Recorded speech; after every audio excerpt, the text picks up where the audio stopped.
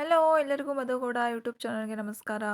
ನಾನಿವತ್ತು ಯಾವುದೇ ರೀತಿ ಮಸಾಲೆನ ರುಬ್ಬದೆ ಫಟಾಫಟ್ ಅಂತ 10 ನಿಮಿಷದಲ್ಲಿ ತುಂಬ ರುಚಿಕರವಾದ ಚಿಕನ್ ಫ್ರೈನ ಹೇಗೆ ಮಾಡೋದು ಅಂತ ತೋರಿಸ್ಕೊಡ್ತೀನಿ.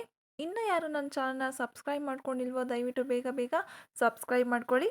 ಫಸ್ಟು ಒಂದು ಬಾಣಲೆ ಇಟ್ಟು ಬಾಣಲಿಗೆ ಸ್ವಲ್ಪ ಎಣ್ಣೆ ಬಿಟ್ಟು 1 ಸ್ಪೂನ್ ಆಗೋಷ್ಟು ಶುಂಠಿ ಬೆಳ್ಳುಳ್ಳಿ ಪೇಸ್ಟನ್ನು ಹಾಕಿ ಚೆನ್ನಾಗಿ ಹಸಿ ವಾಸನೆ ಹೋಗೋವರೆಗೂ ನೀವು ಇದನ್ನು ಚೆನ್ನಾಗಿ ಹುರ್ಕೋಬೇಕು.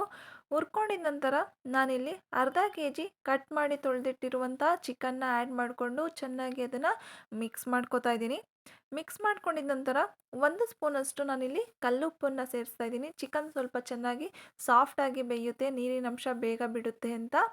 ಈ ಥರ ಚೆನ್ನಾಗಿ ಮಿಕ್ಸ್ ಮಾಡಿಕೊಂಡು ಲಿಡ್ ಕ್ಲೋಸ್ ಮಾಡಿ ನಾನಿಲ್ಲಿ ಚೆನ್ನಾಗಿ ಒಂದು 5 ನಿಮಿಷ ಇದನ್ನು ಚೆನ್ನಾಗಿ ಬೇಯಿಸ್ಕೊತೀನಿ. ನೋಡಿ ಈ ಥರ ಚೆನ್ನಾಗಿ ಚಿಕನ್ನಿರೋ ನೀರಿನಂಶ ಬಿಡೋವರೆಗೂ ಇದನ್ನು ಚೆನ್ನಾಗಿ ಬೇಯಿಸ್ಕೊಂಡಿದ ನಂತರ ನಾನಿಲ್ಲಿ ಇದಕ್ಕೆ 1 ಗೆಡ್ಡೆ ಕಟ್ ಮಾಡಿರುವಂಥ ಈರುಳ್ಳಿನ ಸೇರಿಸ್ಕೊತಾ ಇದ್ದೀನಿ. ನೆಕ್ಸ್ಟು ಇದಕ್ಕೆ ನಾನಿಲ್ಲಿ 5ರಿಂದ 6 ಹಸಿಮೆಣ್ಸಿನ್ಕಾಯಿನ ಉದ್ದುದ್ದಕ್ಕೆ ಕಟ್ ಮಾಡಿ ಇಟ್ಕೊಂಡಿದ್ದೀನಿ. ಅದನ್ನು ಕೂಡ ಚೆನ್ನಾಗಿ ಇದಕ್ಕೆ ಹಾಕ್ಕೊಂಡು ಚೆನ್ನಾಗಿ ಇದನ್ನು ಮಿಕ್ಸ್ ಮಾಡ್ಕೊತಾ ಇದ್ದೀನಿ.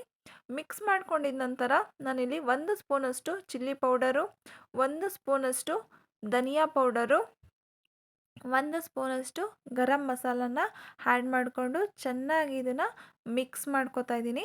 ನೋಡಿ ಈ ಥರ ಎಲ್ಲ ಕಡೆ ಚಿಕನ್ಗೆ ಮಸಾಲೆ ಹಿಡಿಯೋ ಥರ ನೀವು ಚೆನ್ನಾಗಿ ಅದನ್ನು ಮಿಕ್ಸ್ ಮಾಡಿಕೊಂಡು ಬೇಯಿಸ್ಕೋಬೇಕು. ಮಿಕ್ಸ್ ಮಾಡ್ಕೊಂಡ ನಂತರ ನಾನು ಇದಕ್ಕೆ ಇಲ್ಲಿ ಅರ್ಧ ಗ್ಲಾಸಷ್ಟು ನೀರನ್ನು ಸೇರಿಸ್ಕೊತಾ ಇದ್ದೀನಿ. ಚಿಕನ್ ಸ್ವಲ್ಪ ಚೆನ್ನಾಗಿ ಬೇಯಬೇಕಲ್ಲ, ಆದ್ದರಿಂದ ನೀರನ್ನು ಸೇರಿಸ್ಕೊಂಡು ಚೆನ್ನಾಗಿ ನೀವು ಇದನ್ನು ಮಿಕ್ಸ್ ಮಾಡಿಕೊಂಡು 10 ನಿಮಿಷ ಕಾಲ ನೀವು ಇದನ್ನು ಲಿಡ್ ಕ್ಲೋಸ್ ಮಾಡಿ ಚೆನ್ನಾಗಿ ಇದನ್ನು ಬೇಯಿಸಬೇಕು. ನೋಡಿ ಈ ಥರ ಚೆನ್ನಾಗಿ ಬೇಯಿಸಿದ ನಂತರ ನೋಡಿ ಈ ಥರ ಇರುತ್ತೆ. ಚೆನ್ನಾಗಿ ಕುದಿ ಬರ್ತಾ ಇದೆ ಅಂದರೆ ಚೆನ್ನಾಗಿರುತ್ತೆ, ಚೆನ್ನಾಗಿ ಬೆಂದಿದೆ ಅಂತ ತಿಳ್ಕೊಬೋದು. ನೋಡಿ ಈ ಥರ ಬೆಂದಿದ ನಂತರ ನಾನು ಇದಕ್ಕೆ ಒಂದು 10-15 ಎಲೆಯಷ್ಟು ಕರಿಬೇವಿನ ಸೊಪ್ಪು, 1 ಹಿಡಿಯಷ್ಟು ಕೊತ್ತಂಬರಿ ಸೊಪ್ಪು ಮತ್ತು ಪೆಪ್ಪರು ಮತ್ತು 1 ಗೆಡ್ಡೆ ಬೆಳ್ಳುಳ್ಳಿ ನಾನಿಲ್ಲಿ ಜಜ್ಜಿಟ್ಕೊಂಡಿದ್ದೀನಿ. ಅದನ್ನು ಕೂಡ ಸೇರಿಸ್ಕೊಂಡು ಇದರಿಂದನೇ ತುಂಬ ಟೇಸ್ಟಿಯಾಗಿರುತ್ತೆ, ಸ್ಮೆಲ್ ಕೂಡ ಚೆನ್ನಾಗಿ ಬರುತ್ತೆ.